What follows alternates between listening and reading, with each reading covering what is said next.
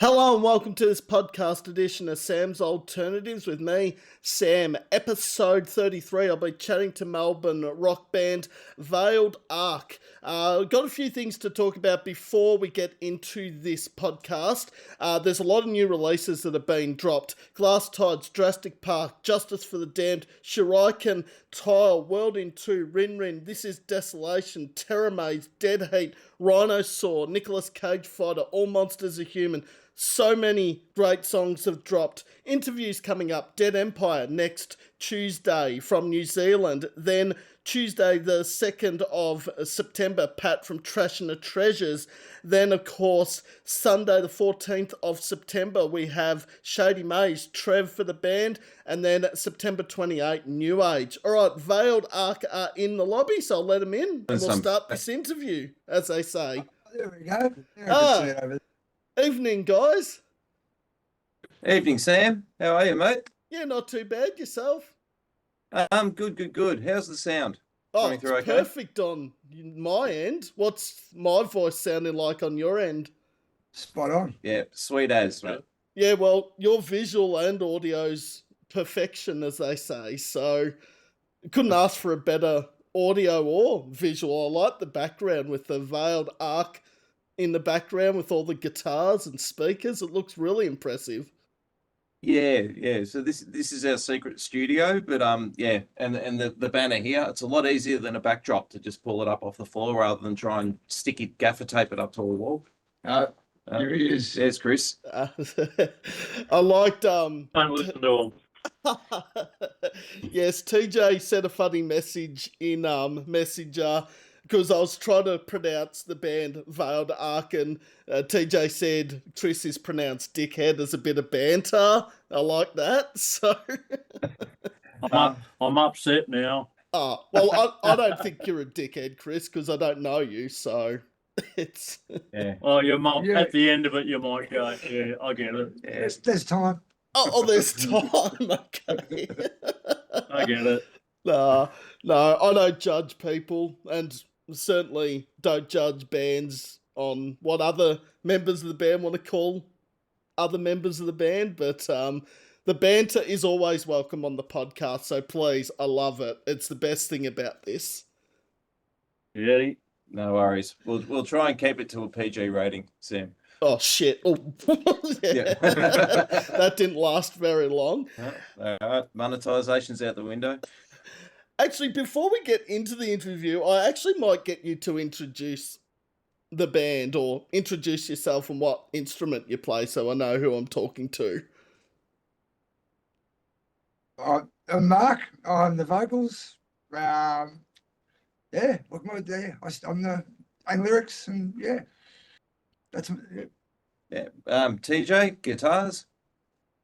Chris, I play with my organ a lot. and his stuff. That's PG, isn't it? Yes, no. I'm the drummer. His stuff. Yeah. Including his organ. Oh, I'm Louis. I'm the bass player. What Well, could nice. go wrong? nice to meet you over WebEx. I did see Veiled Arc last year with Fire Roots and Drover, I believe it was, at the Toad upstairs. I might have my That's right. bands wrong. No, Yeah. spot on. That was Awesome. the lineup. Yep. That was a ripping night. Actually, both really good bands to play with. No. It's funny because outside of Fire Roots, I hadn't heard of Veiled Arc or Drover before that gig. So I was sort of like, oh, I like these sorts of gigs because I only know one of the bands, but I'm here to see two that I don't know anything about, and walked away from that having seen three awesome bands, obviously. Good night. Yeah. And of course, The Blacksmith Part 1 has only been out a few days. It was released last Friday, and so much great music was released on Friday. I was struggling to listen to it all, and it's just, yeah, what's happening in August? Everyone's dropping new music, and it's like, shit, how can I actually keep up with all of this? Yeah. Well, we figured because if we get it out now, everyone can rush out and buy the CD and give it to their friends and enemies for Christmas. Yeah, that's a strategy. I like that strategy, Chris. I think, but I think, yeah, well, because Burn was released late May, which doesn't feel it was that long ago that Burn was released. Actually, to be honest, it only feels 3 weeks ago. Yeah, yeah, it's been a bit of a period. I've had some holidays in between those two releases. And then the winter flus kicked in. But yeah. So we have with those songs, like we actually recorded them back in, was it March? Yeah, around March. Yeah. Yeah. So down at Singing Bird Studios. So a big shout out to Stu and the guys down there, and Max from the Goat Shaman. Max Dangerfield that was actually mixed it for us. Top job. Did a massive job. So we did that. We got all the drum tracks down over a weekend, and then there was 2 more sessions or 3 more sessions, I think, to get everything else all done through and mastered. So the whole lot of stock out of there. Yeah, so we were really stoked with what came out of there and the quality of the mixing. He did a bang up job. Yeah, and then from there, kind of, yeah, just been putting them out one at a time just to sort of, get people to introduce to Veiled Arch and, how we sound. So there's 2 or 3 more releases still in the can to come out along the time. And then on the last one, we'll bundle them all up as the EP, which is called The Unseen Light. And that'll come out as the final version off the last release. Yeah, but we've got more songs than that, obviously. Yeah. Oh, yeah. Yeah. But we picked those ones, I think, because they show the dynamic difference. Like, because we were a mix of different styles, and we showcased some really different approaches to music in the way that we write our songs. So we picked a spread of different things. So yeah, there's a couple coming up that are really, really catchy tunes. There's one that's straight out of the 70s punk, you would say. It's there's some interesting things One yet for to the come. kids, that one. No, like the blacksmith there's a difference. The blacksmith's a story. It's got like more like I like your Bon Scott and Angry in the way they tell a story, and that's got that in it. And you got the full punk out there stuff. You've got there's a lot of variety, which was what we like about the mix. What we've got on the EP. Because on the Spotify bio, like, I don't know how much is 100% accurate with the bio on Spotify when you look up a band. Sometimes it can change from time to time. It reads as a Melbourne hard rock band, blend of metal, punk rock, and groove. And when I've listened to both Burn and The Blacksmith, I think that's a pretty good description of the band, to be honest. Yeah, thanks. Yep. Yeah, we try and keep the tempos different because we don't want every song to sound the same while maintaining the feel of Veiled Arch. But we don't want to do 4/4 all the way through. We want to do some double bass drums, some nice bass riffs, some guitar riffs, and some screaming vocals and some kickback vocals and whatnot. So variation, I think it's something to appeal to everybody. Yeah, a lot of our stuff's gone in the bin because it sounds too much like something else. Yeah. There's a hell of a lot of stuff's gone in the bin. Yeah. And I think that's very true in what you're saying there too, Chris, because if you sound too much like a style of music or too much like a band, like if someone asked you, who do you compare yourselves to or what genre of music, if you say AC/DC or if you say the Ramones or whoever the band may be, then everyone's going to think every release or every song they hear from Veiled Arch is going to be those sort of influences. If that makes any sense, what I just said. It makes there. a lot of sense. Yeah. A lot of sense. Yeah. So keep it, hit a wider audience, I guess. Some will like some songs more than other songs. The punk songs are pretty good, great sing-alongs. Some of the others just straight out take that, full on. So a bit of variation. And also in Melbourne, like, I think what I've found really impressive over the last few years, and especially this year, I don't know why it's 2025 more than previous years, I feel like the dynamics and the differences in genres of music coming out of Melbourne, there's so many different bands producing music for different genres or different audiences, which I think is really good and impressive because it showcases what Australian music is about, both here in Victoria and all around Australia. Yeah, I'd agree. Like, so with this band and previous in Dark Dawn, we played with, and Mark's band and others as well. We played with a lot of different bands. One thing that gets me, in addition to the variety, it's the quality.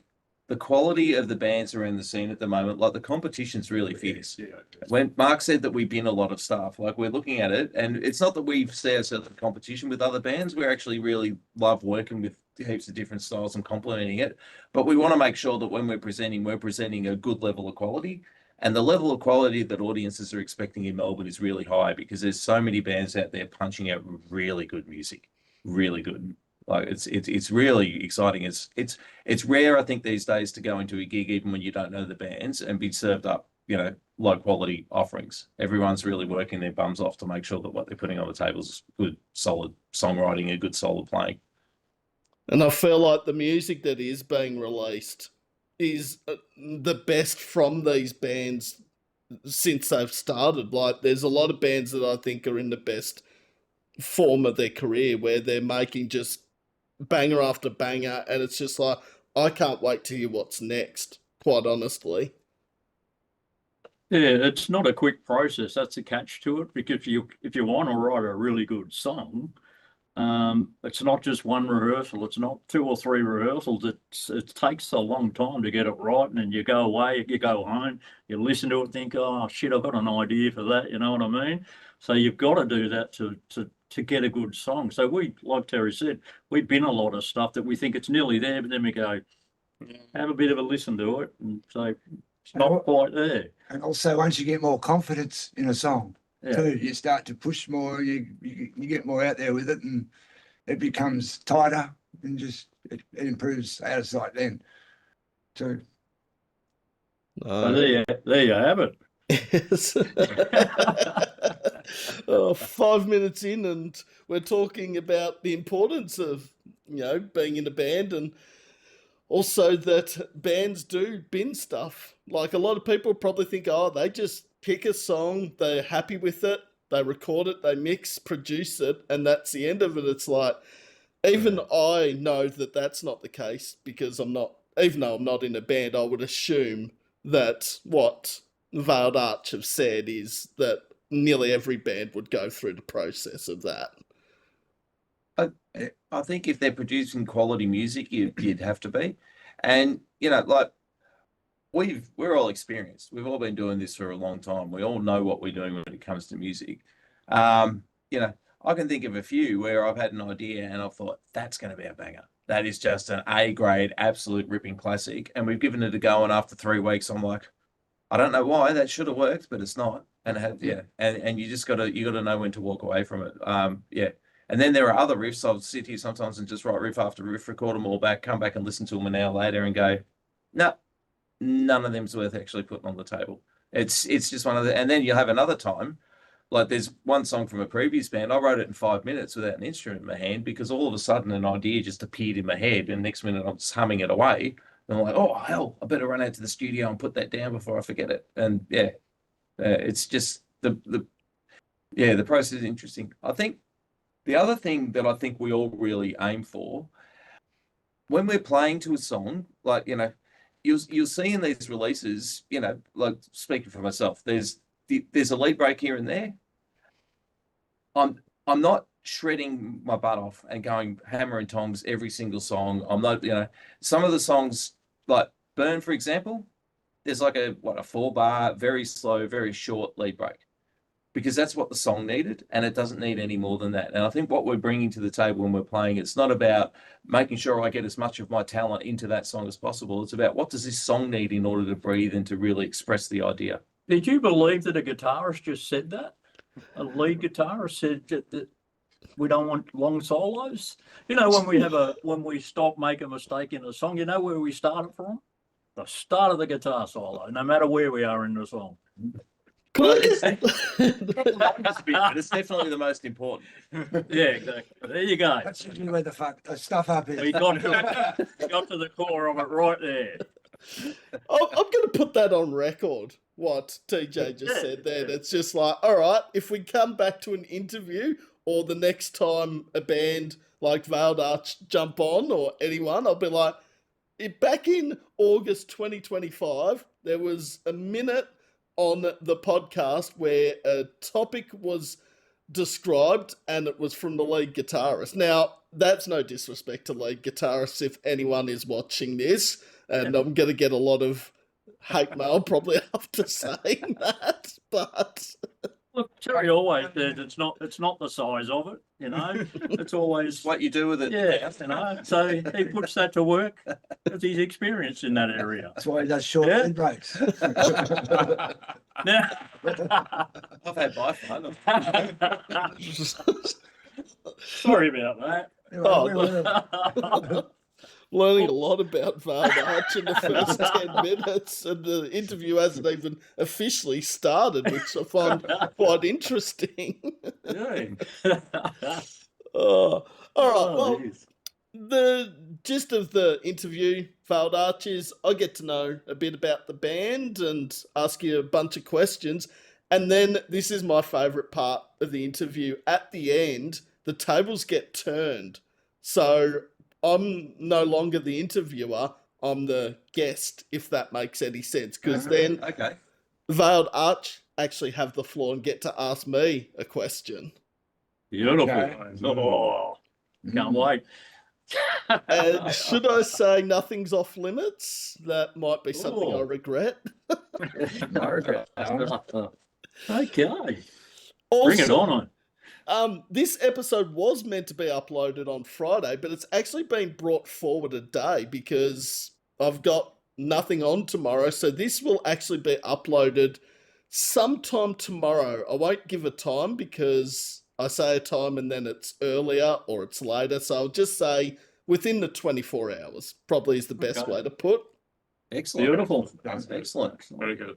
And both Burn and The Blacksmith Part 1 are part of the Spotify playlist I'll put up after the episode's uploaded Awesome. as well. So Excellent. Appreciate that. Appreciate it Yeah, very much. yeah. they've been on heavy repeat, both those songs, especially Blacksmith. I just love when a new song comes out and it's like play, play, play. Awesome. Yep. Good stuff. All right, well, the first question off the cab is probably one of the most commonly asked question is, how did Veiled Arch form as a band? Who wants to take that? Without going into a whole lot of detail, Terry and I played together in one band. Terry actually played bass when I first met him. He's a really good bass player. Yeah. And then, Watch out, Lewis. like bands do, that went belly up. And then we got another band going, and Terry, we needed another guitarist. And Terry lobs up and thought, hold on, you're a bass player.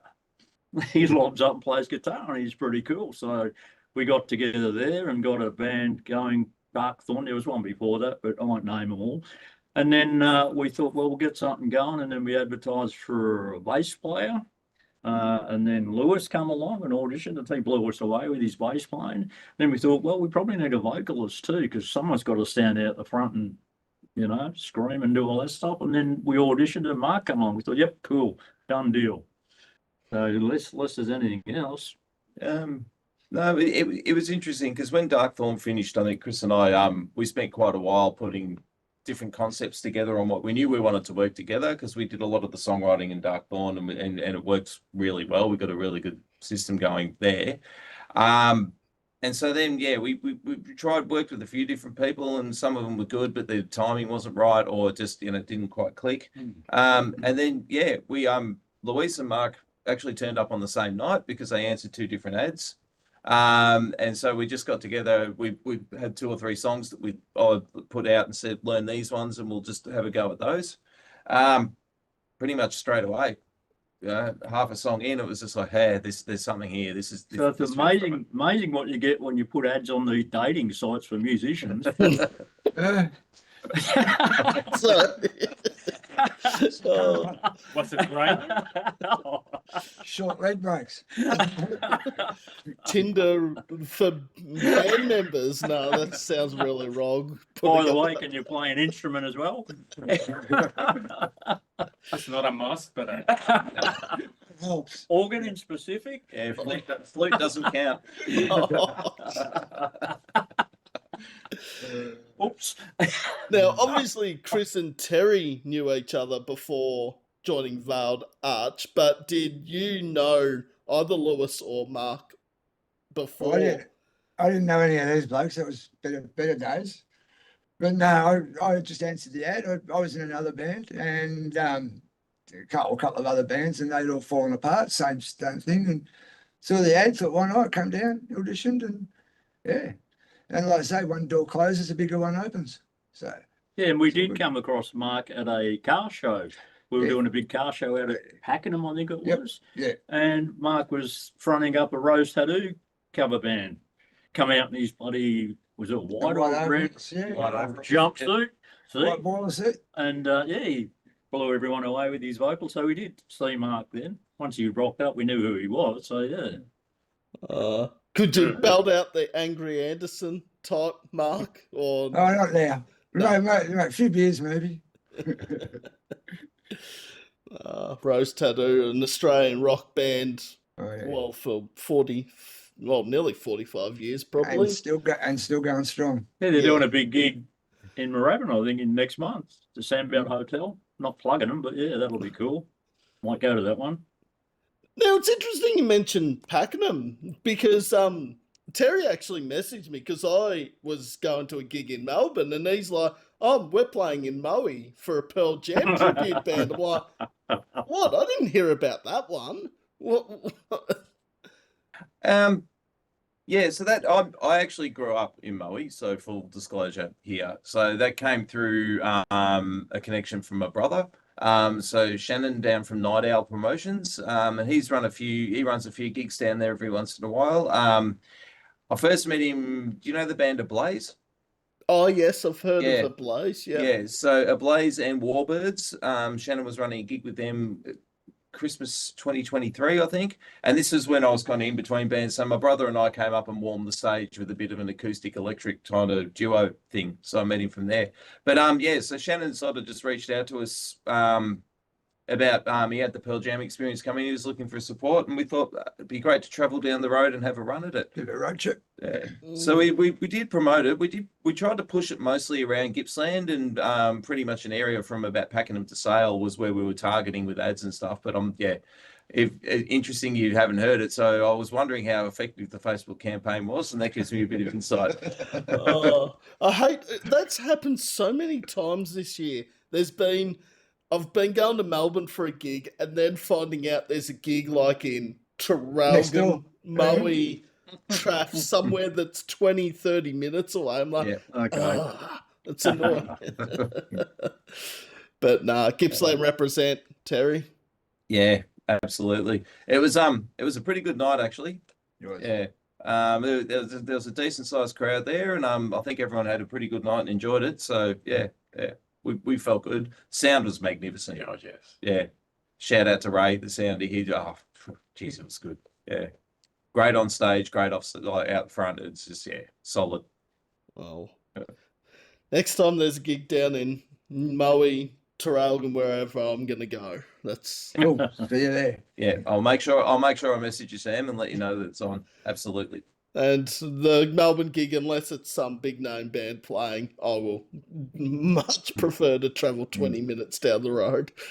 Makes sense. So System of a Down, Veiled Arch. Yeah, Veiled Arch. Yeah, I would probably say that. No disrespect. I love System, but the only thing I would say is if they did a Toxicity or self-titled set, that might make it a bit more difficult decision.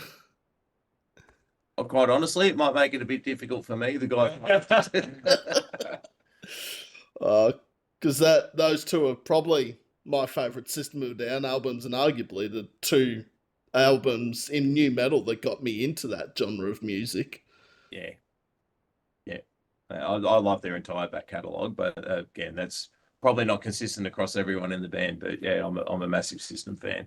And I've got to say, I'm a pretty big fan of his solo stuff as well. Serge Tankian, some of it.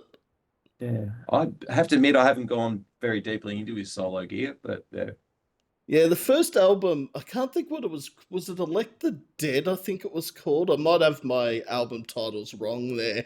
But it had like Empty Walls and Unthinking Majority, and it sounded really good. And I thought, I can see sort of what he's doing with his solo career, because some musicians, when they go solo from a band, it doesn't work. But in this case, I think it did work very well.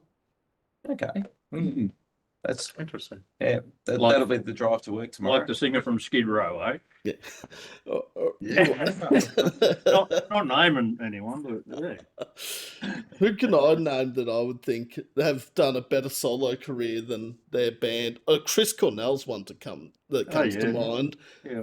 obviously. Rob Thomas to some extent from Matchbox 20, but yeah, there's not overly that many. Obviously, Rob- John Lennon, obviously, but Rob Zombie from Yeah. White Zombie. well, actually, Rob Zombie's done pretty well for himself since Yeah, it's leaving amazing. White Zombie. Yeah. Oh, I'm showing my age, I think, too, and nostalgia. If I'm talking about Rob Zombie and Rose Tattoo and System of a Down. I'll take you back a bit. Have you ever seen a show called Bonanza? It used to be an old Western show. No, I don't think I've heard Back in of the Bonanza. 60s and that. Well, there was an actor in there. His name was Hoss. A real big dude. He was one of the main actors in it. Rob Zombie lives in his house. Oh, no way. Yeah, there you go. Well, a bit of There's a- information on a Tuesday night. That You can people- sleep well tonight now. Now I can think of something that I know that no one else would, but that's...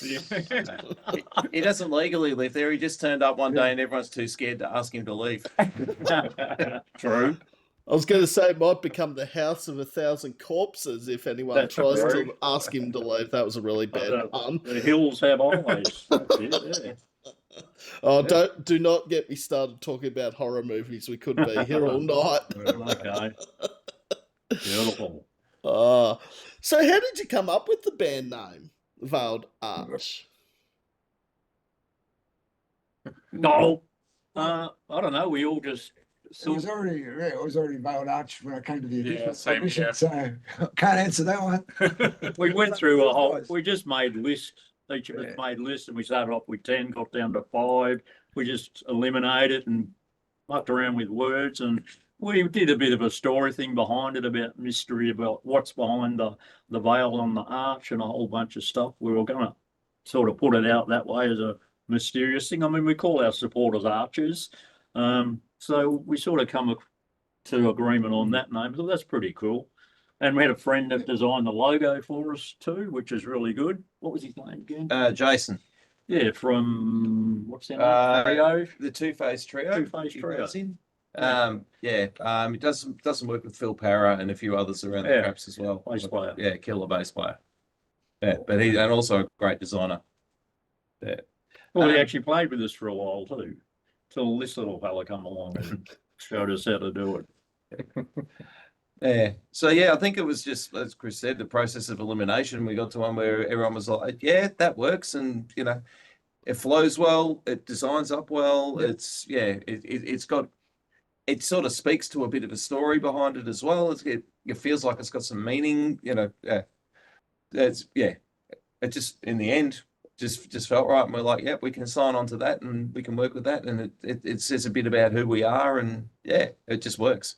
It's hard. It's God, the amount of names we went through. Talk about binning songs, bloody hell, there must be 100, 200 song band names that are just in the dirt. Like, yeah. I'd like to know what we could have been called. Yeah, I was thinking exactly the same. I've always wanted to use The Brutal Grace of Power as the name, but yeah, That's a good name for an album. I thought so too, but not everyone agrees. So yeah. I think also the name of a band, like, you've got to be so careful because so many bands out there have very similar or the same name to international bands out there, and you've got to put like there used to be a band out of Adelaide who are now just classified as Signals, but for so long they had to be Signals AUS because there was actually another band, I think overseas in Europe somewhere, called Signals, and you don't want to get into the copyright rules. And well, the Angels had to do that when they went over to America. They had to change their name too, because there was a band already called the Angels over there. Isn't there Doc's? Yeah, I don't know what they called it, but they had to use a different name as well. Brewster's Angels or something. Yeah, something. And on a bigger scale than that, I used to be in a metal band in the 90s called Wolf, and now there's a band now going around called Wolf. I don't know much about them, but I think they're a metal band from overseas somewhere. oh wow. Oh yeah, there you have it. How's that, eh? Nostalgia. And Yeah. who was the New Zealand band about 20 years ago that had to change their name because it sounded like terrorists? It was She Had. that's the one, yeah, because they changed to Pacifier for That's right, yeah. obvious reasons. Yeah, Yeah. I had a mind blank then. I'm like, I should know the band because they were a huge Yeah. band They that had- I was listening to back then. Yeah, so they were late 90s, and then of course 9/11 happened in 2001, and they were just about to break into America on tour, and but they had the name She Had just after the World Trade Center thing, and yeah, I remember that. Yeah, good band too. Yes, huge. She Had Pacifier fan. I loved that whole General Electric album that was on repeat in the late 90s, early 2000s. Yeah. Some good stuff. It's good stuff coming out of New Zealand back then and now. There's so much amazing talent coming out of New Zealand. It's awesome to see, really. Yeah, yeah. I don't know any. I've got split ends in my head for some reason. Well, Crowded House were New Zealand, weren't they? Or partly. Partly, I think we claimed them because they were really good. Clay Medicine from New Zealand. Pavlova, Farlap will claim as ours, but I think there was a band called Death Angel. I think they might have been from New Zealand. I'm not 100%. But they were pretty heavy. No. Yeah. yeah, with a name like Death Angel, that sounds like a very heavy band. Yeah. Good name. Folk music. Yeah. Three rhymes. Then again, I've heard some really classy and strange names that aren't in metal, and straight away I would think they were related to metal bands, and then there's some indie folk rock band, you're like, what? I mean, the name like that, it sounds like it should be thrash metal or death metal. Yeah, I think it gets back to that point you made earlier, Sam, about the band name being so important. But yeah, it's actually got to somehow match the genre that you're doing. Yeah. You don't want to be a death metal band called, Glitter and Sparkles or something. Like, yeah, it's just, yeah. That would be very funny. Yeah. I'd like to see that actually happen. Glitter and Sparkles, like, metal band, and everyone's like, this is not what we were expecting. Fluffy Kitten. Fluffy Kitten. That's a good name. Yeah. I'll change our name. Okay. The logo draws itself, really. I can guarantee you, I can't think of any bands out there called Fluffy Kitten or Glitter and Sparkles, so you're probably safe from the copyright. Yeah. So you'd remember it too. Oh, you would, exactly. Us four like cuddly guys, fluffy. Yeah, it's fluffy fluffy cat. Going to see the fluffy poodles. Yeah. Oh, Let's move on. Maybe the next album cover of Veiled Arch, there's just a fluffy kitten in sparkles and glitter. Maybe that could be the... I can see that. I like that. Good. Yeah. Oh, anyway, we sort of got off topic there, didn't we? Oh, I think- I think Your fault. Sparkles. Yeah, I think it is my fault. I agree with that, Chris. I go off topic all the time on these interviews. It's like I talk about one thing and next minute the subjects get changed like that. And it's sort of like, what were we talking about? Shit, I've lost track of thought. If we write a song now about fluffy animals, it's your fault. Blame you, right? We'll dedicate it to you. Yeah. Yeah. Okay. What happens if it goes to number one then, Mark? Well, you're laughing. You can claim it. You can claim it. Well, royalty. Shut up, Sam. Leave that one. Well, if it goes to number one, you'd probably get some royalty out of it through the too, and ARIA credits too. charts. But yeah, leave that for another time, Sam. Yeah. What has the response been like for Burn and to some extent, as it's only just come out, The Blacksmith Part 1?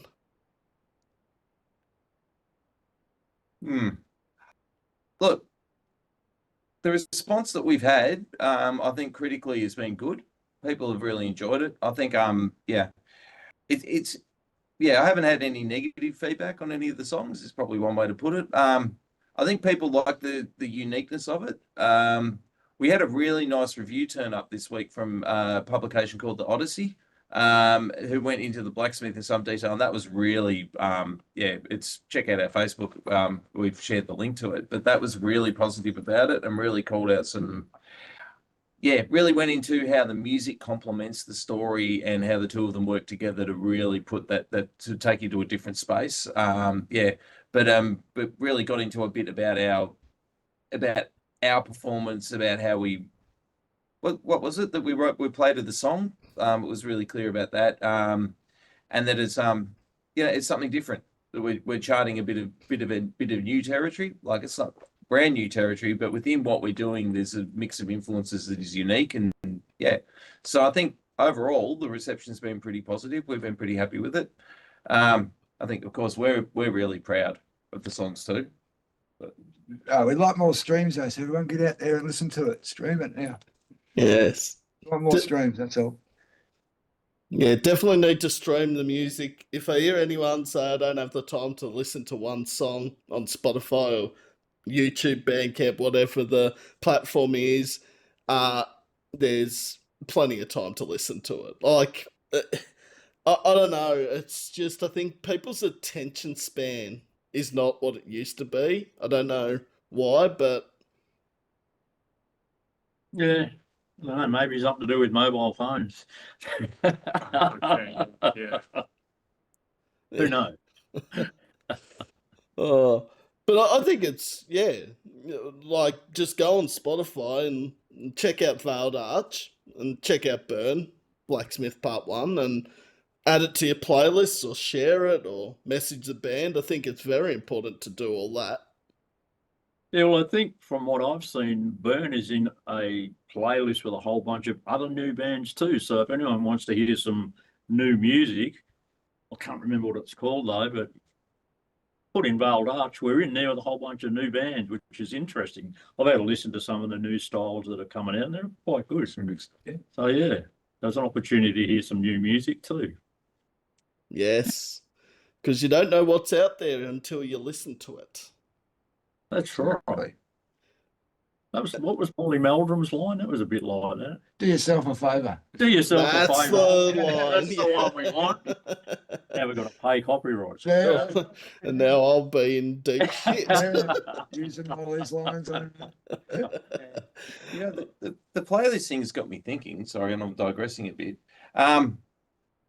I reckon we might put together a playlist, like the four of us will have a chat and we'll put together like some of the bands, local bands that we've worked with and that we really like, and some other ones that we do. And we might push one out from the Veiled Arch channel and create a playlist, pop our own stuff in there, of course, but just a bunch of the other really good local bands that we think are worth a listen, and share that around a bit and see if we can, help people to find some of the bands that we've played along with or see at a stage with them. We thought because like I said, there's some really, really good quality stuff happening around Melbourne at the moment. And the more we can get ears on all of it, I think the better. And, Well, you heard it first. Yeah. Yeah, because it's a challenge playing original music. I mean, I've been around for a while and there used to be a big metal scene in the 90s. It was huge, like I say, and you could play all the time and it was always, the gigs were packed. People were supporting it, and then the old cover thing come along with all the cover bands, and that was easy money, guaranteed money everywhere you play. poker machines come in around that time too, somewhere around that time. It really made it really hard for original bands, and it's still difficult now because the venues that you could get to play originals in, they're great venues and we appreciate it. But they're not your mainstream venues, and that's just what you have to do. So if we can put this playlist together, get people to listen to more of the local music, and then Get familiar with get it. some gigs going and try and rebuild the following of that, like people that like that sort of music, because they're a little bit underground, at the moment. It used to be not mainstream, but it used to be out there, and people would show up to gigs and whatever, and they were packing them out. So it's just changed a lot, and it's really hard for any band now, original band, I believe. People are more happy when they're comfortable, when they're familiar. Yeah. They like familiar music. They like to know the song, Yeah. sing along to it. And they're all punters, a punter goes to the pub and he takes a punt on the band that's playing there. And sometimes you win. Yeah. And I think Often you win. Yeah.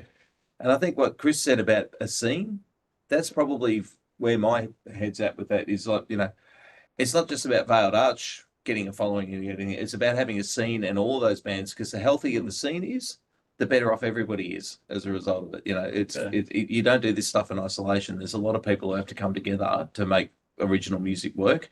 And for a scene to happen, we need punters at all the gigs, not just ours. And I think if you saw what's his name, Shane, the guy from the Tote, recently put out a couple of vids, and one thing he was saying, he was encouraging people to get along and see live music, not just at his venues, but he reeled off a whole list of different venues that are around the traps, because he sees it the same. It's the scene that's got to be healthy for everyone to thrive in it, not just one place or one band. Yeah, because we've seen a lot of the venues closing down, the Gasometer and a few others. The Tote was in turmoil there for a while, and a few other ones have been knocked down and shut up shop, because it's hard for the owners of those venues too. They've got to make a dollar, and they're looking at original band. And if you're not pulling in the people, what are they going to do? They still want to support you, but people have to go to the gigs and they have to throw money at the bar. I mean, at the end of the day, you pay $5-10 to get in, whatever. It's not a lot of money, but the money's over the bar. So, and it's hard for those venues. But if we could get the scene up and running and get all the bands and get some following, then the venues are going to expand. There'll be more venues, more of a following, and it'll be fan-bloody-tastic. And the thing is, and I don't know what the answer to that is, like, how do we get more people to live music? Because, and I saw this stat, this was a few weeks ago, that it's getting more and more like people aren't buying pre-sale tickets before the day.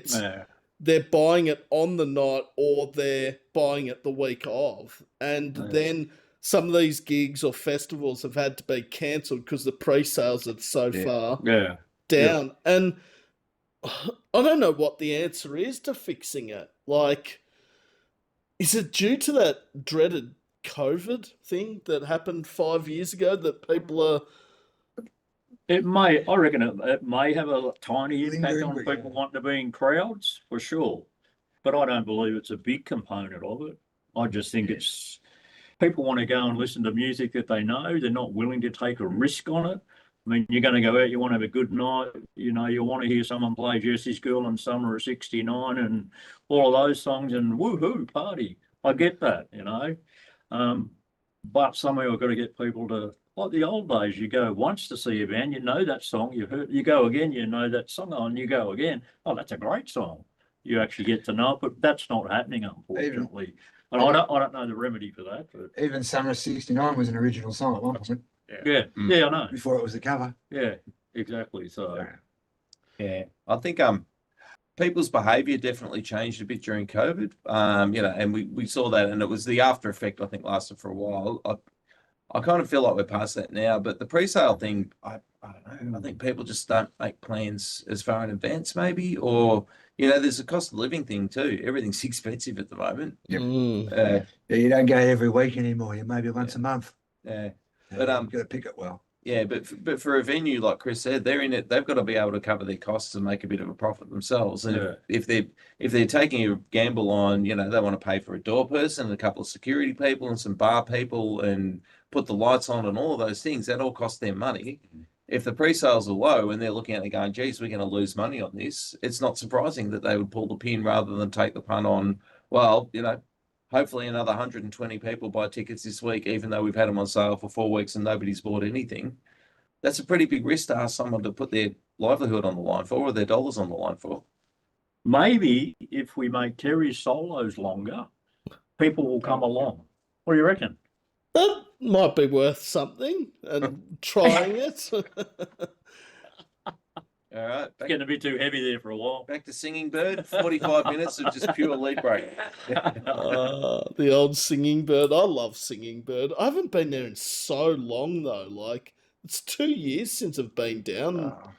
Like, I went there a few times in like 6 months, and then just I think 2023 was the last time I was at Singing Bird. So It is a bit of a hike from where you are to get into Frankston. Yeah, true. it's not too bad. It's just the getting across from Dandenong to Frankston, and yeah, that part of it's not a nuisance because I've got a cousin that, funnily enough, lives in Mornington. So if my cousin's around, it's actually quite easy just to sort of work in with that. Fair Yeah. enough.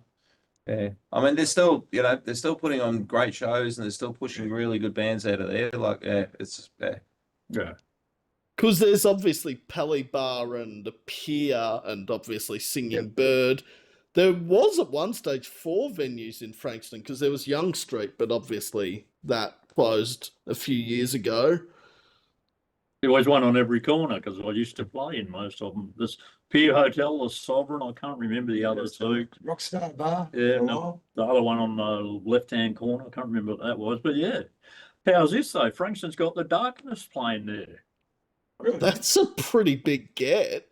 Yeah, I've already bought tickets. Next year, I think it is. So yeah, they're playing at the Pier Hotel. Wow. That's pretty huge, isn't it? That's- It used to. Yeah, I was surprised too. I thought, oh, we'll go to that one there. That'll be a good night out.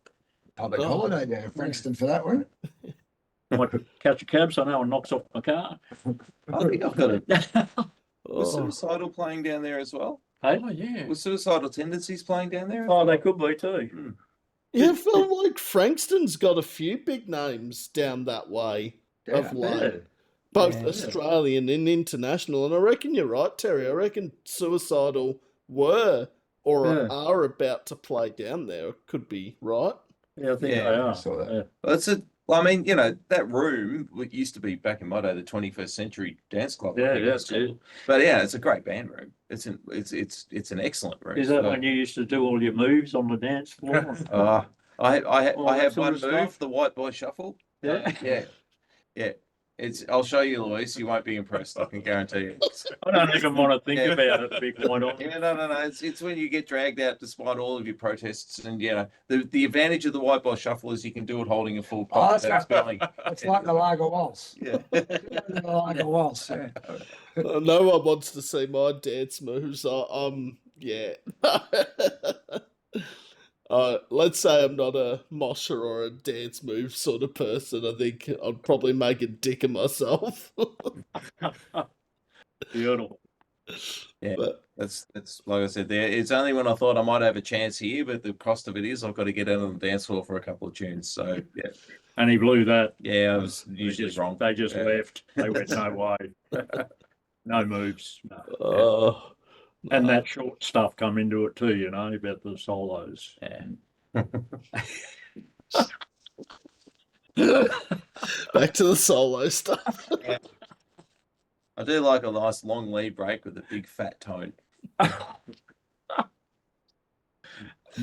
Oh dearie me. You're Gotta gonna have you're lots gonna of- edit this, aren't you? Gotta have lots of balls. You just hit those things that he does, those solos, Oh God.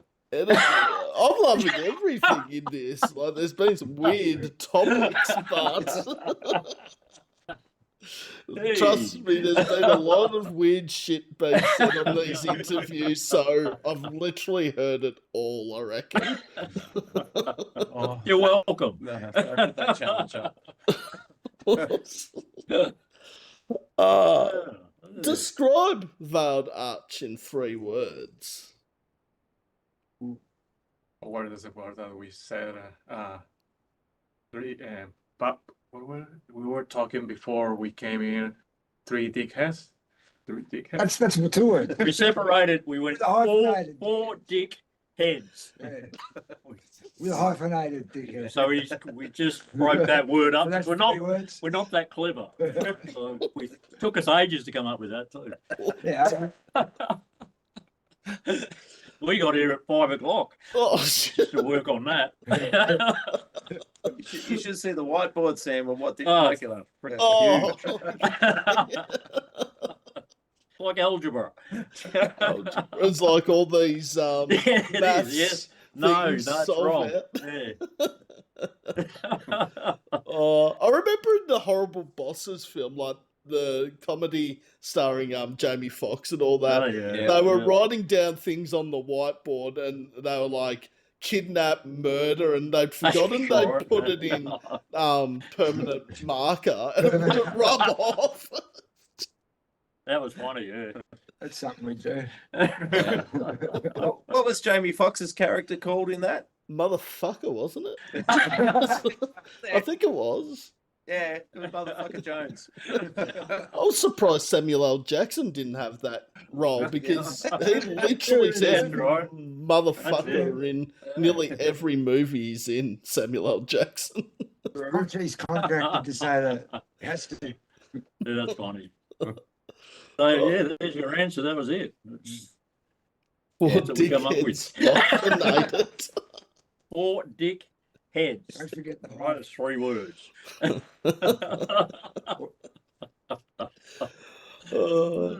Well, oh no, I was going to say is dickhead actually 2 words anyway, but no, technically it's 1.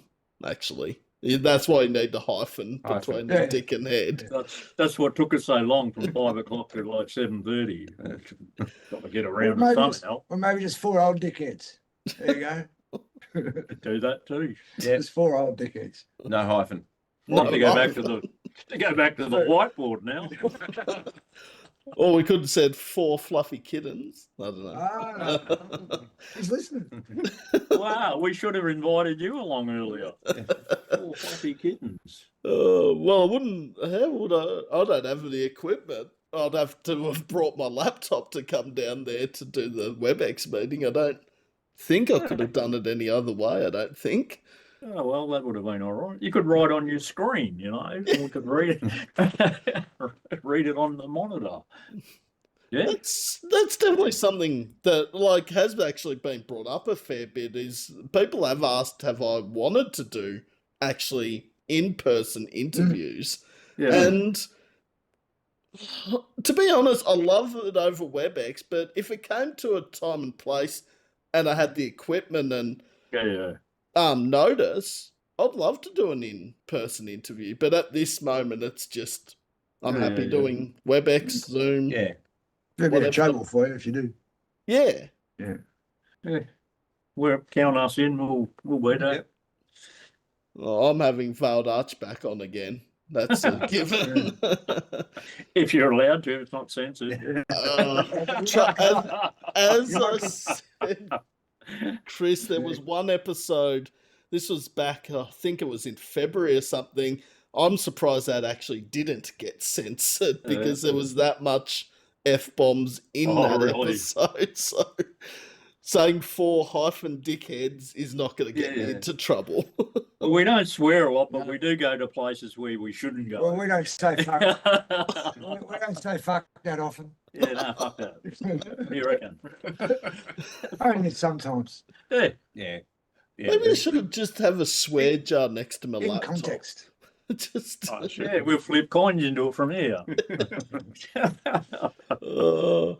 But no, in context though, you're right. Like same with dickhead. Like a lot of the time you hear that don't be a dickhead in the music Yeah. scene. Yeah. I mean, and I think that's very important because we're all in it for the same reason. No us Yeah. against them. Yeah. Yeah, no. I'm never really one to like pot other bands or to call it, unless they're dickheads. It's like I said, I think it's important that we have a scene where everyone gets along, we support each other, and try and build a better thing. But implicit in that is, as you said, the golden rule: just don't be a dickhead. Well, it's like that movie, The Sixth Sense. That kid, he says, "I see dickheads. They're everywhere." I don't think he said dickheads. He said dead people, but that's how I interpret it. Well, see as we've They're got the thing. everywhere. Yeah. Well, you know the old saying, right? That if you meet one arsehole in your day, they're probably an arsehole. If everyone you meet is an arsehole, then you're the arsehole. Oh, how's that? Okay, that's an interesting way of looking at it. And Wild arch philosophy. Yeah. Hey? Yeah. We'll next time we meet, we'll give you another gem like that, all right? Yeah. all right. Yeah, we'll have to get on the whiteboard Yeah, we'll again start for a at few 5 o'clock. hours, a few days. Let's work it out. What did we say then? You remember? Yeah. Oh, I like that. I do like that. The thing about the arsehole. If you meet one arsehole, Yeah. that's actually very clever. And Yeah. Yeah. I can't take credit for it. I did pinch it from someone. I can't remember who. Probably makes me the arsehole. We're not arseholes, we're dickheads. well, you're neither. Difference. There's a big difference. No. All right, enough of that. Jeez, can you get a more Australian comment than that? We're not arseholes, we're dickheads. Oh, I think Not like that. maybe if you threw bogan in there, bogan's a real We could do Aussie that term. too. If you met one bogan, you've met all bogans. That's it. Yeah. Where did I grow up, Sam? No, I'm staying out of that one because I know a lot of people from Moe and they are definitely not bogans. There you go. Yeah. Yeah. I just go by Terry because he's from there, that's all. I'm not judging everyone from Moe, but he's a real dickhead. I'm going to exclaim that and say no. But no, Moe, I know quite a few people out of Moe that are in bands or part of the music scene or in the Newborough area as well. Jackson from a band called Glow from Melbourne is in Moe. Blake from Cheapskate, who runs another sort of band promotion, is from Newborough. So yeah, there's actually a lot of good talent coming out of Moe that are sort of making a name for themselves in the scene, which is good. Obviously, Terry as well. Obviously. Well, I love their music because the racing club where we play, they got, I don't know if it's every month, they got big cover bands going up. They're like the Guns N' Roses showing all these cover bands, and there was like 150 people there the other night. So they love their music and they get in and have a good time, which is fantastic to see. They enjoy the music. They're really good supporters of it. It's great. So good fun. Yeah, good crowd. No. We've got bands out of Gippsland. It's just getting bands from Melbourne to come to Gippsland can be a bit of a challenge in itself. It's not that far down there. Oh, 8 hours drive. Fair enough. Yeah. And look, after that last performance, we'd always be happy to do the rundown if you get a decent crowd who are enjoying their music, because really that's the goal for us, all of us. It's not about selling 100, CDs or as much as we like to, or 1 million streams on Spotify. It's about we enjoy playing music in front of decent crowds of people who enjoy their music. That's it's the most fun you can have is when you're up there, you're playing, you've got a crowd who's into it, and everybody's just enjoying the moment. There's nothing better. Every musician loves to show people what they can do. Yeah. Full stop. You know what I mean? So when you get on stage, you do your best and you put it out there, and that's what it's about, playing on stage. I love it. It's fantastic, Yeah. And if what you're doing means that people out there are getting into it and they're enjoying it, you start to get this feedback loop happening where their enjoyment and their engagement actually makes you up more, makes you play better, makes you more involved with it, and it feeds, It gets your adrenaline levels up, your adrenaline comes up, and it works out. Yeah.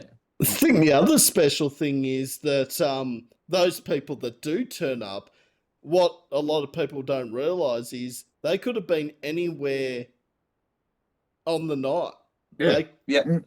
They could have been at any gig, any place in Australia, but they have come and seen your band. Yeah.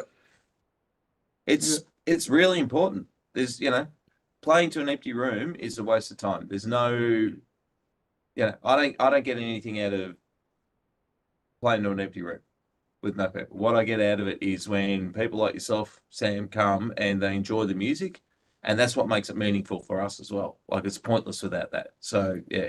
I do get pleasure out of playing the organ though. I'm hoping that it's on an empty room. Definitely a dark room. Back to the organ thing again. You know, could you play better in the dark? Yeah, but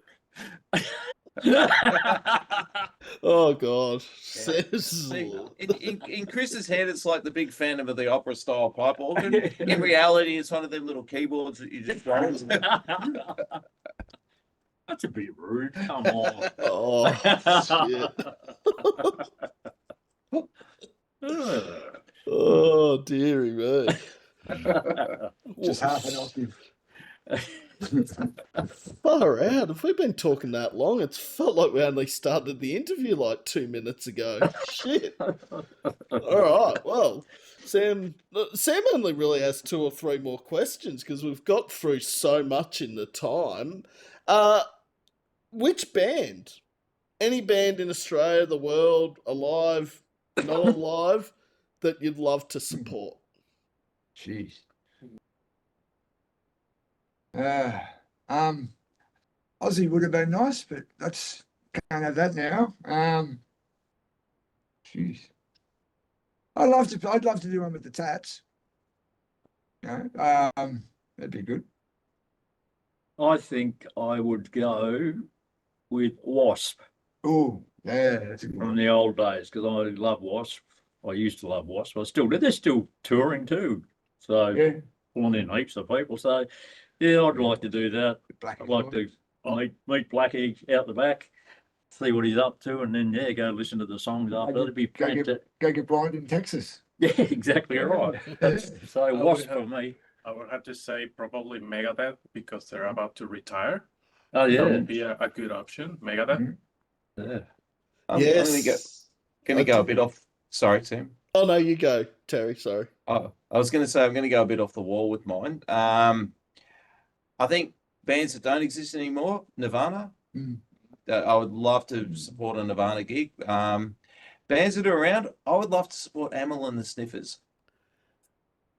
I've seen them play when they supported the Smashing Pumpkins. Actually, that girl could start a riot. Like, they just, in terms of an energized and pumped crowd who really love their music, I would love to support them. Plus, which we're quite different than them, so that would be an opportunity to get in front of a big crowd of people who love music, who, yeah, we could maybe win a few.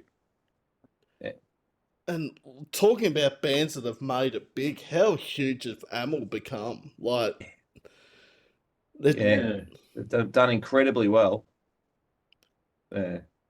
I think I remember talking to one of the bands that we played with a while back, and the bass player from that band had actually been in an earlier band when had played with Amyl and the Sniffers at the Last Chance, and Amyl was supporting them at the time. It was one of their first early gigs. Yeah, and he was saying even then you could see she had something special and that they had something going on. But yeah, they've done really, really well. A lot of hard work. They've worked really, really hard. But yeah. Yeah, but like I said, they don't waste their chances either. But yeah, when they get the opportunity with the crowd, they grab it and they own it. Yeah. And I might be wrong, and I might have the wrong band, but did they also support Foo Fighters in Geelong? I feel like they did a couple of years ago. I thought they might have, but I might have my bands mixed up. I think you could be right. I don't know. No idea. Because I know the one you're talking about when they played with Smashing Pumpkins. That was that World is a Vampire. Yeah. Was And that Red Hook as well? I think we're on that lineup. Jane's Addiction. Jane's Addiction, yeah. And he brought his wrestling people out as well, the NWA, the American Wrestling Association guys. Yeah, and it was at that place in Port Melbourne because the original venue got wiped for some reason. I can't remember what it was. Yeah, really cool gig actually. It was just a lot of surprise packets. The wrestling was great, loved it. But everyone in the crowd, because they did it between sets, like there wasn't anything else to do. Like they were while they were doing the changeover of the band. So you had 10,000 people out there who normally wouldn't go to a pro wrestling match, and they were all just getting into it, like just enjoying the humor of it, the fun of it. You know, like booing the bad guys, cheering the good guys. It was great. It was freaking really good fun. No. They did it once and never did it again. The World is a Vampire in Australia. I was really hoping they'd come back for it. Yeah, I don't know. I think Billy Corgan seems to kind of run hot and cold a bit. I think they'll be up and about for a while, and all of a sudden they just disappear for a bit, and yeah. That's my childhood, Smashing Pumpkins. I mean, Melancholy and the Infinite Sadness, one of the best albums of the 90s. Yeah, he does a lot of interviews now. Interviews a lot of other musicians now. I've noticed. I don't know what the program's called. But apparently, he's doing a lot of those. Yeah, keeping him busy, making some money, no doubt. Good on him. Yep. And of course, they featured in nostalgia again, the Simpsons episode, the Hullapalooza or Homapalooza, whatever it was called, the episode. Yeah, along with Peter Frampton, Cypress Hill. Yeah. I think Sonic Youth were in that episode too. Yep. But I think all four of those supports are great choices. I mean, Megadeth, and given, as Lewis said, they're retiring very soon. I mean, I love Megadeth again. One of the main reasons I got into metal, and I got to see them at Knotfest a couple of years ago, and they just smashed it. Yeah, I saw them in Rod Laver last year. Amazing with In Flames. Pretty good band. Both of them pretty good band. Yeah, no, I still haven't seen In Flames live yet. I keep missing them every time they're in Australia. Don't know how, but yeah, it's a pretty hard band, and it's funny because my wife doesn't like bands with that type of music, but she said, "Oh, there's something that I really like in this one." And okay, if you say so, perfect. Maybe it's the Sweden thing, Lewis. Maybe I think I don't know. I think there's a lot of people that might not be into metal, but don't mind the Swedish metal bands like Ghost and obviously In Flames, Arch Enemy. Obviously, I've missed a few, which I'll probably get ridiculed for after this goes up. Well, Dogma, they're a new band. They're killing it overseas. They all dress up in nun suits and whatever. They're pretty hot, but they're bloody good musicians. Crazy lead guitarists, and the drummer is shit hot. But yeah, so they're doing really, really well. They just did, what was a big festival over there, buddy? The German, the big one, the big. Wacken. Yeah, they just did Wacken. So, Wacken. Looks like they did well there too. So they're huge. Yeah. The one where they did their compilation of all the different riffs in the one song. Yeah. Bloody good musicians. It was really good. See, and that's another thing about Australian bands at the moment. I'm noticing a lot of Aussie bands are starting to play not just Europe and the States, but Asia. Like, it's awesome to see that a lot of these Aussie bands are taking stuff overseas as well as here in Australia. Yeah. Yeah, well, yeah. I suppose, there's always been that view that you've got to, if you want to make it big, you've got to get out of Australia and tour. But a part of me wonders whether, with the, you're going to sound old, the internet, but things like Spotify and stuff becoming so every day that it's easier, not easier because it's never easier, but you've got a much more potential to pick up an international audience.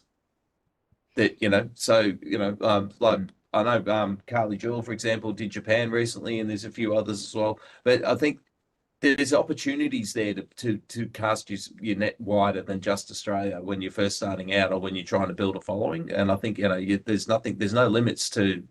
You can just as easily promote into Germany as you can into New South Wales from Victoria, so why not, and people who love their music love their music. And Mark mentioned Germany, the Rock am Ring, they've had a very long, big history of being really big supporters of music. So yeah, I think good luck to them. Great. Yeah, the opportunity would be awesome to tour overseas, and yeah. Definitely. All right.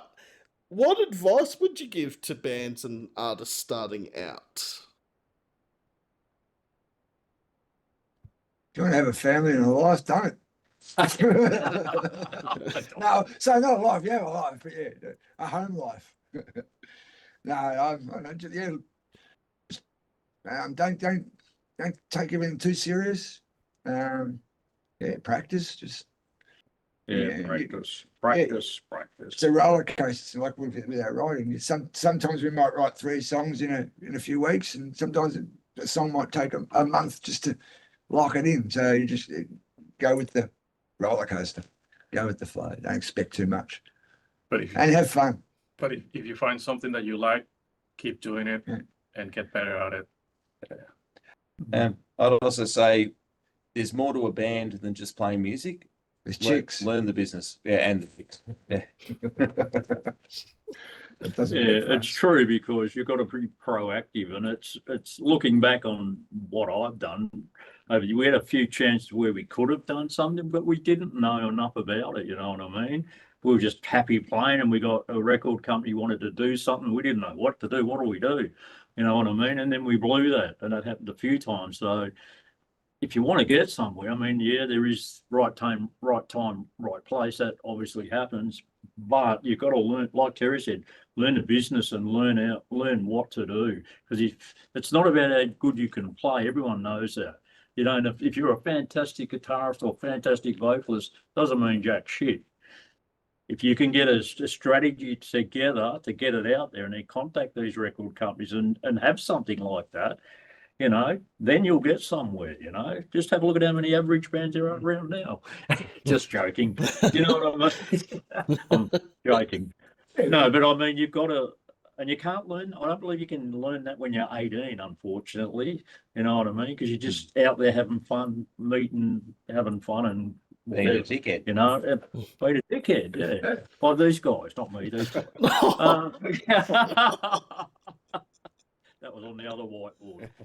You know what I mean? So, like Terry said, you've got to learn more than learn your instrument, get it right, be good at it, love it, but learn that other side so you don't miss your opportunity. Because not many people get to do a job that they love. Most people have got a job, and it's not what they really want to do. If you can be a musician and do that for the rest of your life, good on you. I'm jealous. Yeah. You know what I mean? So yeah, in a nutshell. That's very sound advice, and all important advice as well, because like there can be the case where right place, right time, and something falls in your lap, but for a lot of bands out there, it's years and years of hard work, dedication, putting everything into it. I mean, Amel's a perfect example. I mean, yeah, they've worked their ass off, and they're getting the recognition and the support that they deserve, might I add, as well. Yeah. What's that old saying? It took me 15 years to become an overnight success. And it's a changing world too, with the internet, with AI and everything. You really got to keep on top of it all, which is really hard in itself. Like back in my days, there was none of that. You had to go to a pub, play there every week, build up a following, and do it that way, which was great. But now you've got to get on social media, you've got to get on Spotify, you got to go on Instagram, you've got to do this, really. And it's changing now. You've got AI that's throwing a whole lot of new stuff in there. So you really got to keep ahead of the game somehow and just look what's out there and use it. I think the most interesting thing there that was said is, especially social media. I think 25 years ago, we didn't have the influence or the importance of Facebook, Instagram, TikTok, whatever the social media platform is. If you're not on, like, there's bands that aren't on social media yet, but a lot of them are, and it's just important to keep up with the content posting new music, posting gigs happening, videos, interviews, whatever they may be. Yeah. Because I was in a band once, a cover band. It was Aussie called the Aussie Rock Show, and we had 4,000 followers on it, which is not too bad.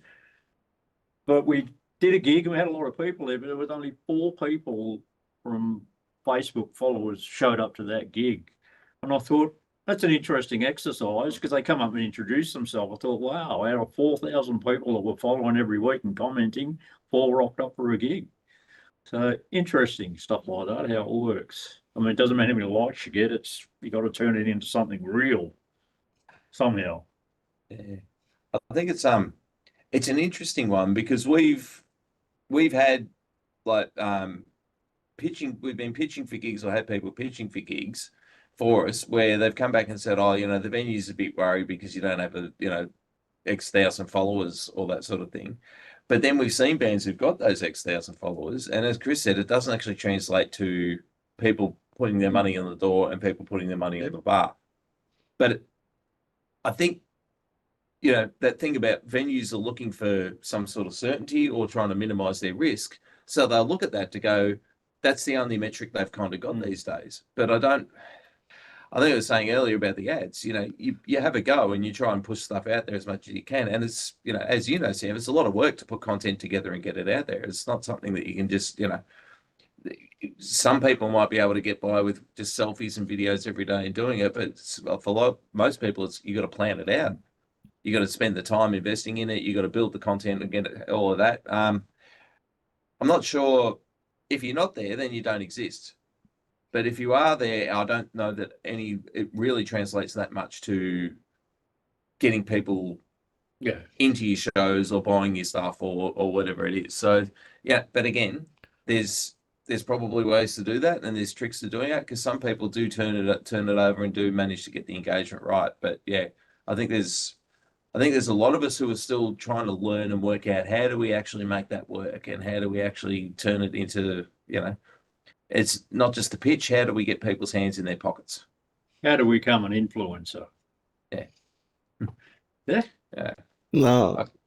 I could try taking photos of my food, but it's just generally ham sandwiches most of the time, which will get old pretty quick. Terry takes a lot of selfies of himself all the time. Yeah, I can't publish those. Yeah, and they're pretty scary, It's just, anyway. They're not getting us followers. I think they're scaring people off. Maybe that's the reason we're going the other way. We're into negative followers. That's why it's gone down. Can you get negative followers? Because we're headed that way. I don't know if you can actually get negative followers. Well, we're trailblazers. Jerry's sitting away. We hope we never see negative followers for Veiled Arch as well. Positive. Oh, for dickheads, anything's possible. Back to the dickheads. To be honest, it never gets too far away. We're tethered to it like a coach we say. And the last question is, where do you see Veiled Arch in 5 years' time? Oh, Wembley. There you go. Wembley. Straight off the bat. We go to the biggest stadium in the world, nearly. Retirement village? Wembley Retirement Village. For rock stars and dickheads. That's got to be an album title now. That one. No assholes, just dickheads. Rock stars and dickheads? Yeah, no assholes. In the next 5 years. Well, hopefully we've got a good following and we're doing some really nice gigs and making people happy by listening to our music. And still having fun. Yeah. Still having fun with it. The fun. That's the number one thing, I think. Still enjoying it. You have to. Hopefully by then we'll have a decent back catalogue of music too. I think 5 years worth. Yeah, it's got to be fun. That's for sure. Yeah. Because if it's not fun, it will show. Yeah. Yeah, if it turns out to be work, well, who wants to work? Yeah, you know what I mean? We've got to have a bit of fun. You've got it because you don't make any money. Talk to people. Yeah. It's not that we're doing it for the money, that's for sure. I mean, the best thing you can get for me is you get off stage and someone comes up and gives you a compliment. I think, oh, that's fantastic.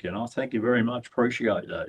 That's, one of the reasons I play is for stuff like that, because it's such a rewarding thing. Simple, doesn't make me retire with financially, but it certainly makes me feel good. Yeah. It's our hobby. It's a hobby that we've invested heavily into. So some people play golf, they live to play golf, or we live for this. And I think, compliment, and for so long, I didn't realize just how much a compliment meant to a band, because Oh, yeah. I think we seem to think, all right, if I tell a band their music's awesome, Yeah. it's only one person's opinion. How's it gonna make a difference? But it actually does, because you don't know, you might have brought this person spirits up, like in the band. They might have been having a shit day, and a message like that. Yeah. That's and that's why we play live. If we weren't interested in actually getting people to enjoy what we're doing and knowing that people enjoyed it, we'd be playing by ourselves in our rooms. The reason we go out Again. Yeah. Sorry. Chris's mind's straight back on his orbit. Playing back in the room by yeah. himself. Sorry, Jerry. Carry on. Yeah. But the reason we go out and play to people is because we want what we're doing to reach people, and for people to actually take that on and get something from it as well. That's why we do live music. We want them to stand up erect and shout for us. And come back, obviously. And come back. Yeah. Yeah, coming back would be good.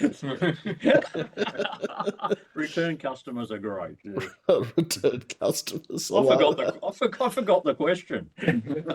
Well, what was it? Where do you see Veiled Arch in 5 years' 5 time? years. It's like a spinal tap interview, isn't it? Yeah, Sam's actually serious tonight. That's a miracle. Never happens. Watch back all the other interviews. It's not. Well, you've had to counterbalance 4 dickheads tonight, Sam. So, or is it 5? Maybe is Sam a dickhead as well? You're an honorary dickhead. yeah. Oh, how's that? Yeah. Honorary dickhead. How good's that? You're as much a dickhead as any of the rest of us. I have to work out what the benefits are of that for you. We'll let you know. Okay. Yeah, bring your own hyphen. You're laughing. Yeah. It's only the second time in history someone's called me a dickhead in a live interview, and I haven't taken offence to it.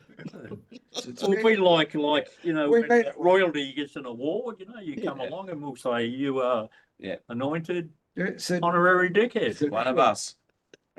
How good would that be? That would be. Videoed? Maybe, well, who knows? It could happen. We won't tell you what we'll be using instead of a sword. Oh. We'll leave that. that's all good. Oh, shit. It would be a fluffy cat. That's what he meant to say. I was worried. In the end, I'm the one who's. Yeah, he went to the next level. Not on. Not appropriate. Sorry, guys. Carry on, no. Your Honour. Carry on. Your Honour now. Oh, shit. And we Your know Honour. what's next, don't we? And this is where it could get interesting, because Sam's asked Veiled Arch all Oh, that's the a good. questions yeah. now. Ooh. Tables get turned. This could be very interesting, I reckon. That's a good question. Well, I'd like. What sort of music do you like? Do you play an instrument? Have you ever played an instrument? Or what do you have? You always loved metal, or do you like all sorts of stuff? It might surprise a lot of people, but I actually do not and never have played an instrument before, despite having a love for music. Yep. Metal's 90% of what I listen, probably not even that now. It's probably only about 75%. Metal, sort of alternative punk rock, is sort of my go-to at the moment. There's a lot of, Amyl and Sniffers are a band I am a huge fan of. Red Hook from Sydney, sort of that pop punk genre. But yeah, it's sort of a mixture. I can pretty much listen to anything and everything nearly. Okay, cool. So is there one band that got you listening to metal in the first place? One song, one band that just hooked you? I said, that's it, I'm a metalhead. Back to System. It's got to Ah. be Sugar.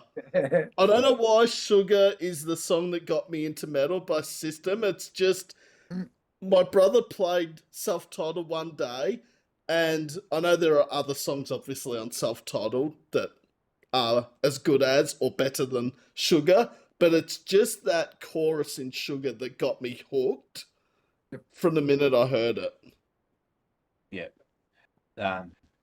They just have that way of taking sheer chaos and then turning it into some of the most beautiful music you've ever heard. And just as you're relaxing into it just goes into that insanity again.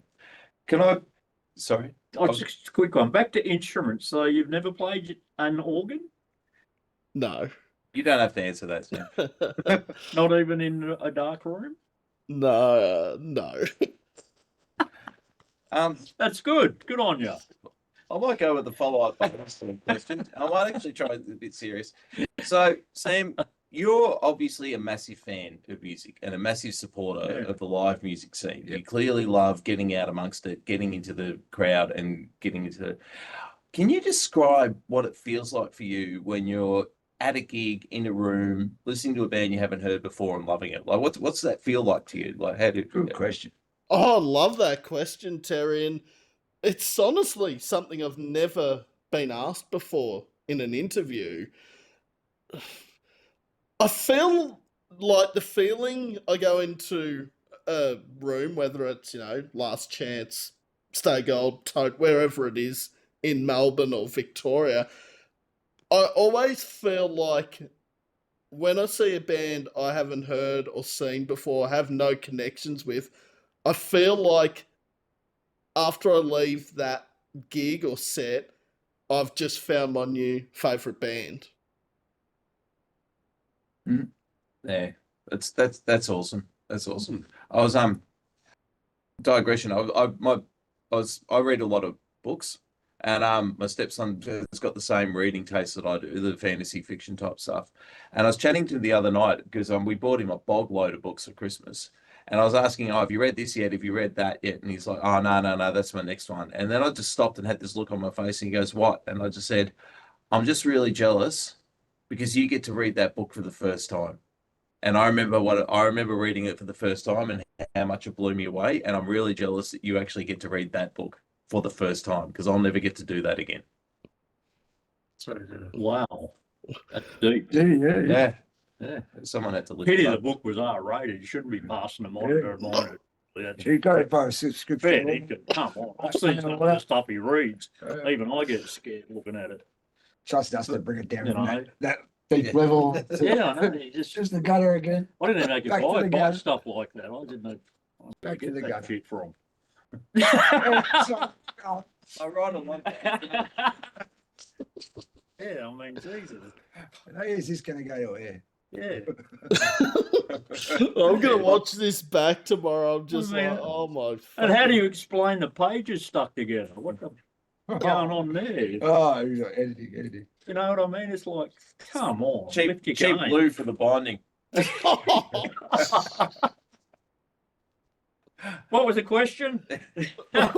Terry was the one that asked it, I think, wasn't it? That's right. Sorry, we were asking questions. I was just asking Sam what it felt like to be in a room and hear a really good band for the first time. And Oh, I think somehow we ended up, yeah. I thought so.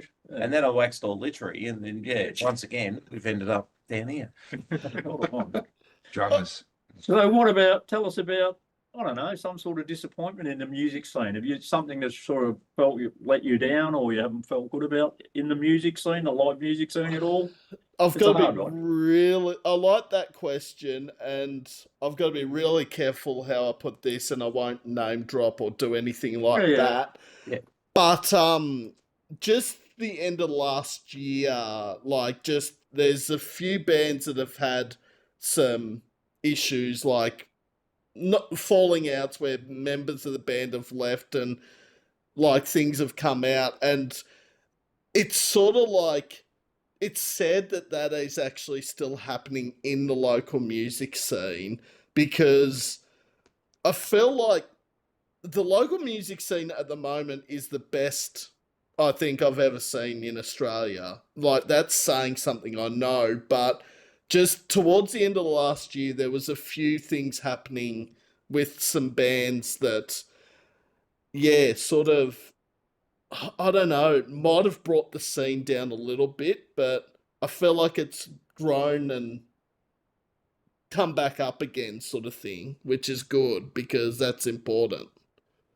It's unfortunate, but there's not too many bands that break up on good terms. Occasionally, yeah, sometimes, but most of the time it shit hits the fan for a whole bunch of reasons. That's life, in a nutshell. But yeah, so I hear what you're saying about that sort of stuff. Yeah, bands just disappear because, members don't get on, different ideas, different brews, rowdy, like life in general. So yeah, I get that.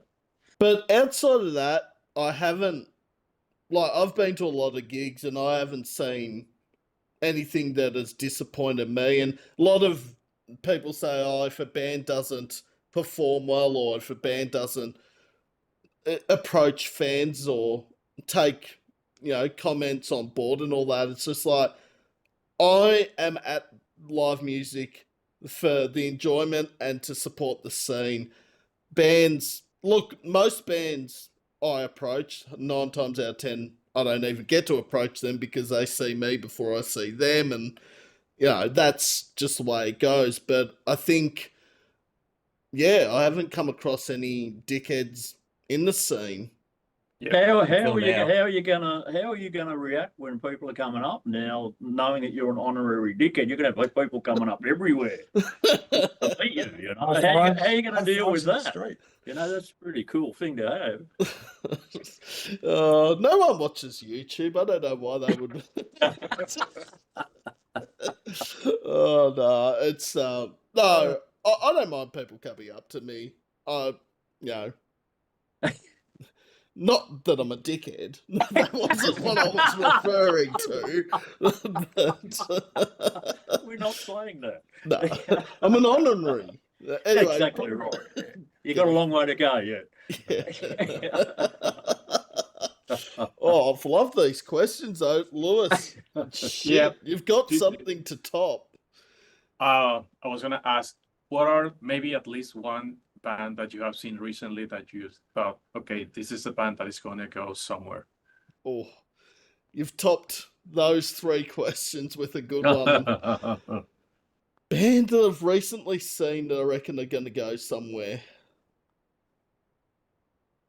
All the bands I'm thinking of are sort of at that point now or about to burst on the scene.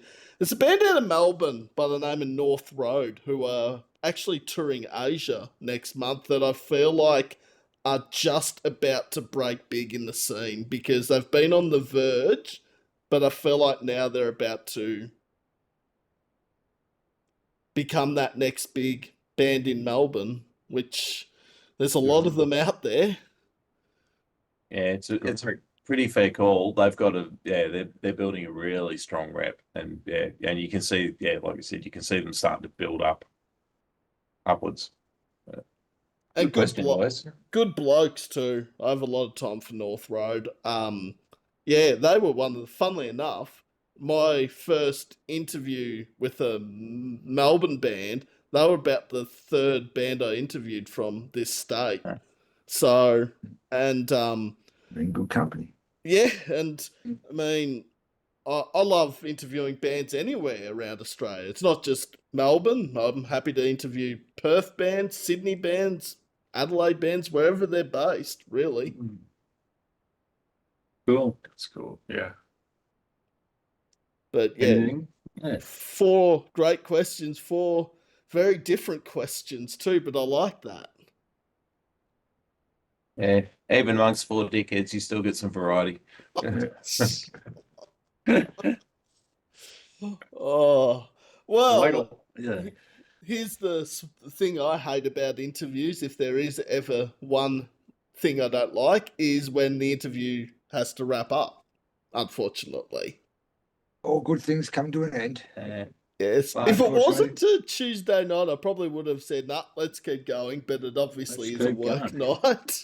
We dim the lights down and we'll get in the mood and we'll Lots of take candles. the interview to a whole new level. Oh, Yeah. I've got a bass on the wall and a wah pedal there somewhere. I Yeah, could flavour bit. get a bit of a soundtrack. we could do another hour of talking about honorary dickheads, maybe. No. We could do that. Fluffy cats and stuff. Yeah, all that. But all that- Lewis, Chris, Terry, and Mark from Veiled Arch, it's been an absolute pleasure. I love you guys as a band. I really have all the respect in the world for what you do, and I really hope for the best in the future. And I want to stay in contact with Veiled Arch as well. For sure. Absolutely, mate. Yeah, we appreciate the time that you've given us tonight. It's been, oh, mate, I've had a ball. It's been great fun. And all Yeah. the work, and all the work you do for the whole scene. You're always, prominent on social media and everything. We've always seen your posts, so keep it up. It's good. Yeah, thank you for We appreciate it. supporting it. And I know everyone else appreciates it too. It's good work. Yeah, Super good. I love doing it. It's this is the part of this I love. I mean, it's not even a job, it's a hobby. It's something I love. Who knows what the future holds for this, really. I'm excited to see what happens, honestly. We're excited too. Go on.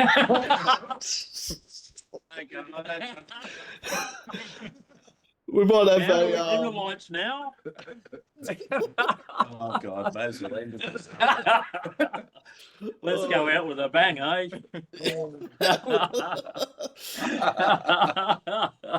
but I'm gonna have a lot of fun watching this back, and I reckon everyone else will, and I'll be picking apart everything I did wrong during the interview. Might be here a while.